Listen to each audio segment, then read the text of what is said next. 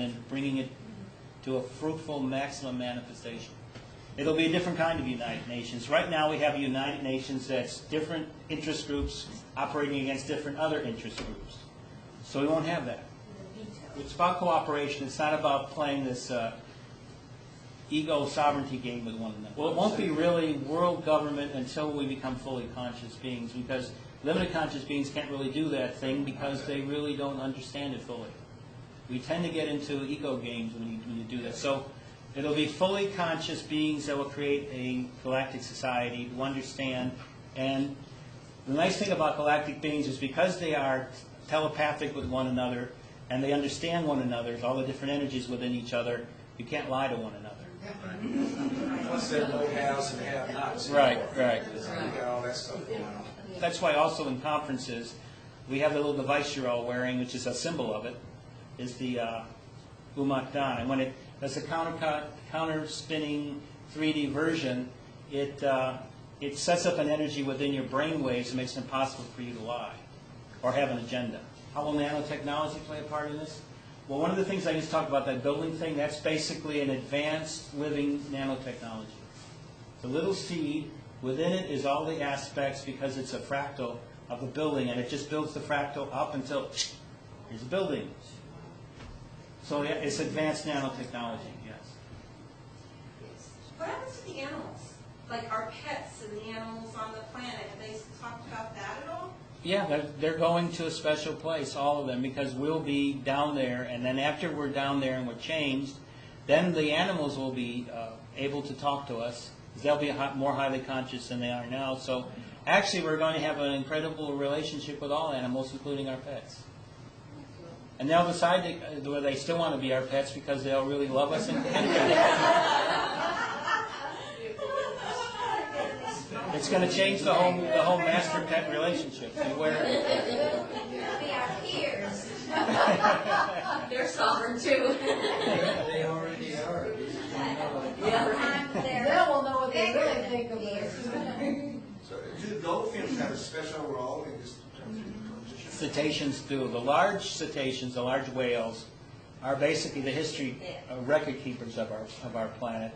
The small whales maintain the energies of the planet as it is now. So you have the record keepers, and I call them the energy keepers. So that's why most dolphins are all about love, and you feel that energy because that's what they're transmitting all the time. And remember, there's only two creatures on this planet that have interconnected cerebrums with their cellular structure: us and cetaceans. They are not stupid, unsentient creatures. They are very smart, and they are sentient. That's why I consider anybody who does whaling to be murderers. Well, basically, when you become an advanced, fully conscious civilization, you tend to live in inner Earth, but what you do is you rotate to the different energy points on the surface so that your whole task becomes ritual. So you go up to the surface and you do that, and then you're doing your regular task, and you do most of that in the crystal cities down in inner Earth. The advanced planets see their homeworlds, the surface of homeworlds, as a sacred ecological guardianship that has to be maintained as a pristine wilderness, except for these areas where they do planetary guardian work, the actinodes. So this is, for the most part, what happens with that. That's why most civilizations that are fully conscious, say really all civilizations that are fully conscious, their main part of their civilization is in their inner worlds, and the other part is on the basic nodes, just maintaining what you might call it planet keeping, because what they're doing is making sure that the heartbeat of the planet, its basic nodal system and its nervous system, are maintaining at its maximum energies. Those of us that are left in the physical body that will participate in this, what about provisions as far as being able to live and sustain ourselves? Well, when you're a fully conscious being, you can sustain yourself because you have the ability to create anything you want. You have these units that replicate things, but you could do that on your own if you had to. We're going to become physical angels. What physical angels means is that your entire body is in complete control of who you are. Like I said, you get the keys to your body back. I said that before. So that means you're completely balanced. Since you're completely balanced, let's look at disease. Disease is caused by imbalances in the body. You don't have that. So you don't have disease. Problems of anxiety. You don't have anxiety. You're living in a prosperous world in which you're able to fulfill who and what you are. No anxiety. You don't have the psychological problems because you're balanced. You live in a society based on nurturing, on love, and on honoring each other. So you don't have that. So what you have is a world in which you are allowed to potentialize who you are, achieve what you're to do each lifetime, and have as long as you need to bring forth those aspects of your lifetime that you need to bring forth. And once you do all of that, which usually takes them 1,000 to 3,000 years, depending on the civilization, you just get with your guardians and you just ascend. And you come back whenever you have to. Now, one thing physical, fully conscious beings do is there's still birth, there's still sexuality, etc. That still exists. And it's done, of course, differently because when they have birth, before the birth, they sense who that being will be, and then they follow that energy with a special counselor all the way through the birthing and through the process of childhood. So it's a different reality. Well, we are physical angels, which means that we are angels that are here to bring forth the full potentializing of the divine plan in physicality. That's what we're here for. That's what we do.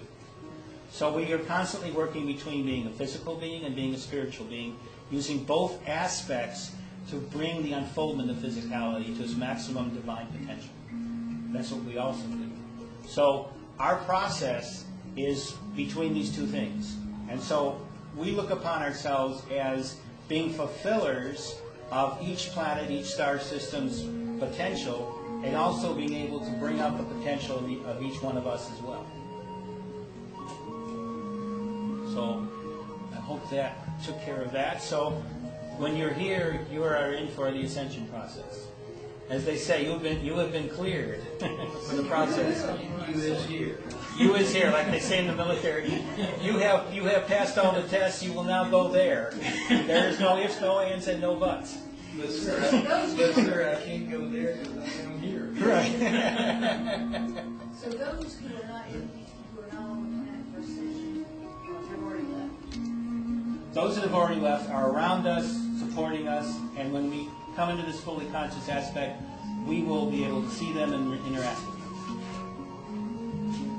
So, I'm just going to thank everybody for showing up, and I want to finish with a nice one of my little quick prayers. I'm going to simply ask the Supreme Creative Force to come down and spread all the energies needed to help us understand all that's happened here today on all its many levels, so that we can use it to help bring forth this wonderful new reality, and also help us in every way possible to return home safely.